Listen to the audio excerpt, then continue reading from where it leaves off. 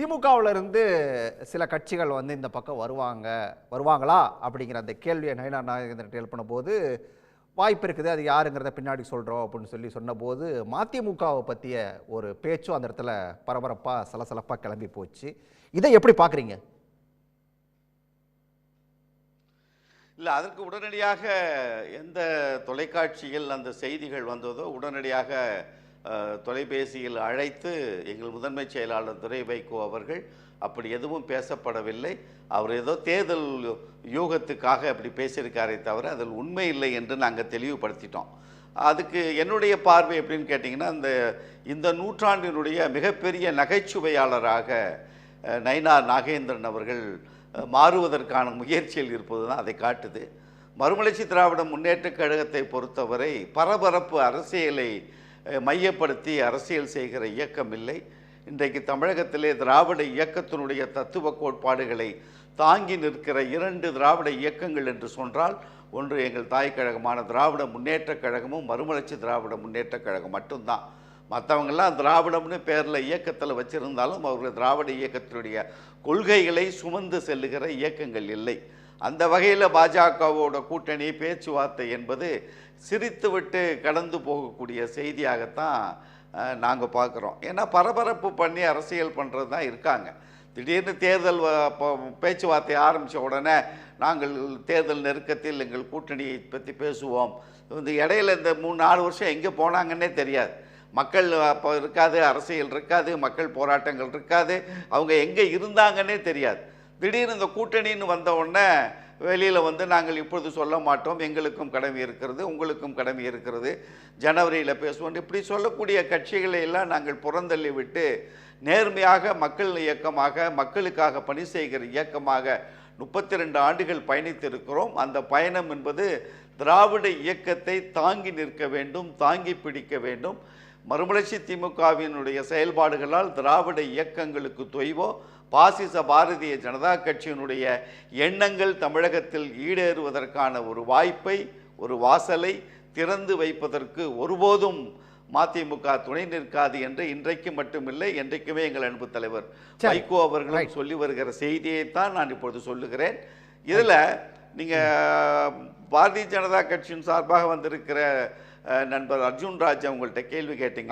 அவர் மகாராஷ்டிரான்னு போனார். அமித்ஷா அவர்களே தைரியமாக வந்து கூட்டணி ஆட்சி தான் தமிழகத்திலேன்னு கடந்த முறை சொன்னதை நான் இந்தியில் அவர் என்ன சொன்னாருங்கிறதையும் சொல்லி இதே நம்ம சன் நியூஸ் தொலைக்காட்சியில் சொல்லி இருக்கிறேன். அந்த ஹிந்தியில பேசியதை தமிழில் மொழியாக்கமும் பண்ணி சொல்லி இருக்கிறேன். அந்த ஹிந்தியில ஒரு தடவை சொல்லுங்க, இப்ப இருக்கா ஞாபகம் இருக்காது? தெரிந்தவன் என்கிற அல்ல, ஞாபகம் இருக்கு, நான் ஹிந்தி எழுத பேச படிக்க தெரிந்தவன் தான். அத ஒரு முறை சொல்லுங்க, அர்ஜுன் சார் கேட்டுக்கிட்டோம்.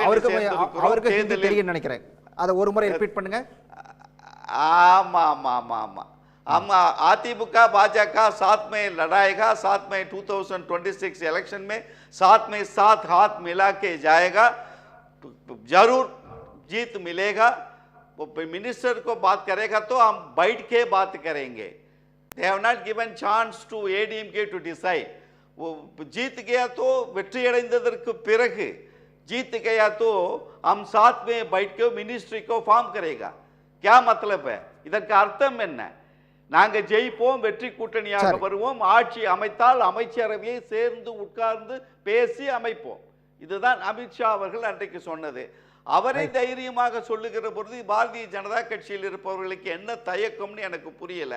ரெண்டாவது ஒரு செகண்ட் அர்ஜுனமூர்த்தி சார், ஒரு நிமிஷம் சார், இதுல எந்த விதமான தயக்கத்துக்கும் இடமே இல்லை சார். இதுல எப்படின்னா சார், உங்களுக்கு நல்லா தெரியும், ஒரு அரசியல் களத்துல ஒரு பெரிய போர்க்களமா இருக்கு. இதுல வந்து எல்லார்ட்டையும் ஒரு இணக்கமும் ஒற்றுமையோட செயல்படக்கூடிய வாய்ப்புகளை நாங்கள் உருவாக்கிக்கிறது தான் எங்களோட முதல் கட்ட முயற்சியாக இருக்கணும். இப்போ வந்து நம்ம வந்து வெற்றியை அடைஞ்ச பிறகு பேசுகிறது. நீங்கள் வந்து பார்த்தீங்கன்னா 2014 அந்த கவர்மெண்ட் ரெடி ஆகிறதுக்கு முன்னால் டெல்லியில் பார்த்தீங்கன்னா இதில் கவர்மெண்டில் ஃபங்க்ஷன் பண்ண போகிறோமா, மினிஸ்ட்ரியல் பர்த் இருக்க போதா அப்படிங்கிற பிரச்சனையே நிறையா இருந்த காலகட்டமெல்லாம் இருந்தது. அப்போவும் பார்த்தீங்கன்னா கூட்டணி ஆட்சி அமைக்கணுங்கிற ஒரு எண்ணம் இருக்கும்போது தான் மோடி அவர்கள் வந்து தெலுங்கு தேசத்துக்கெல்லாம் இங்கே பங்களிப்பு கொடுத்தாங்க. அதை நீங்கள் மனசில் வச்சுக்கோங்க. அதே மாதிரி 2005 டிஎம்கேயோட கூட்டணி அமைச்ச உங்க மன்மோகன் சிங் கவர்மெண்ட்ல கூட அந்த நேரம் கூட கூட்டணி ஆட்சியை பத்தி பேசவே இல்லை சார். அவர் சொன்னதுக்கு நேரடியா இல்ல, அதுதான் அவர் வந்து அமித்ஷாவே கூட்டணி ஆட்சின்னு சொல்லிட்டாரு. உங்களுக்கு என்ன தயக்கம்? எனக்கு எப்போதுமே ஒரு வெற்றி, அதாவது கல்யாணம் பண்ண பிறகு தான் நப்ஷியல் இருக்கணுமே ஒழிய கல்யாணம் பண்றதுக்கு முன்னாலே நப்ஷியலை பத்தி பேச முடியாது. அது வந்து நீங்க ரொம்ப முக்கியமான கருத்தா வச்சுக்கணும். இப்போ நம்ம வெற்றி அடைகிறது தான் இலக்கு எங்களுக்கு. அதுல எந்த வித நீங்க வந்து மற்ற கட்சிகள் எல்லாம் எங்களோட வெற்றியை பலவீனப்படுத்துறதுக்காண்டி பண்ற முயற்சி தான் இதெல்லாம் நீங்க தொடர்ந்து பண்ணிக்கிட்டு இருக்கீங்க. அதாவது உங்களுக்கு நல்லா தெரிஞ்சு போச்சு நாங்க வெற்றியை வேணா கூட்டணி தெரிஞ்சு போச்சு, பலவீனப்படுத்தணுங்கிற ஆர்வத்துல தான் இந்த மாதிரி ஒரு தேவையில்லாத முள்ளெல்லாம் போட்டுக்கிட்டு இருக்கீங்க ரோட்ல.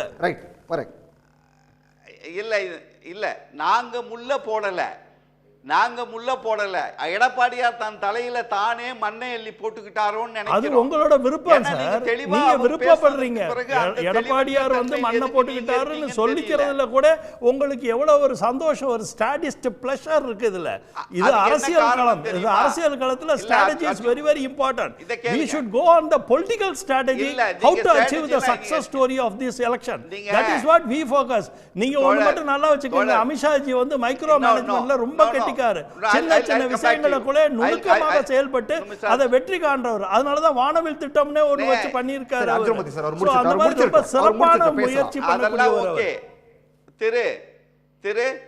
திரு நான் பேசிடுறேன்.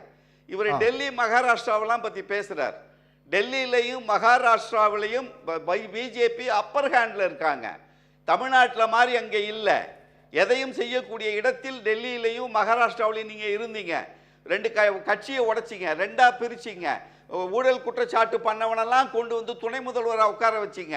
அந்த அரசியல் நாசுக்கெல்லாம் சாணக்கியத்தனம்னு பேசாதீங்க.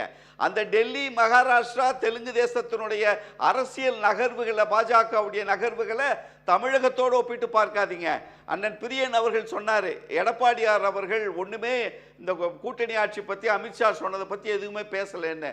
அவர் ஏன் பேசலைன்னு கேட்டிங்கன்னா அவருக்கு இருக்கிற பயம்.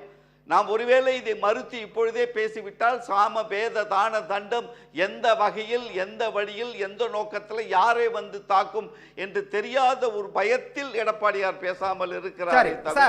பேச தெரியாமல் இல்ல. நீங்க வந்து ஒண்ணு கூட்டணி ஆட்சின்னா அதுல தெளிவா நில்லுங்க. 100 சீட்டு கேட்போம்னா 100 சீட்டு கேட்போம் என்று. உடனுக்குடன் செய்திகளை தெரிந்து கொள்ள சன் நியூஸ் பெல் ஐகானை கிளிக் பண்ணுங்க.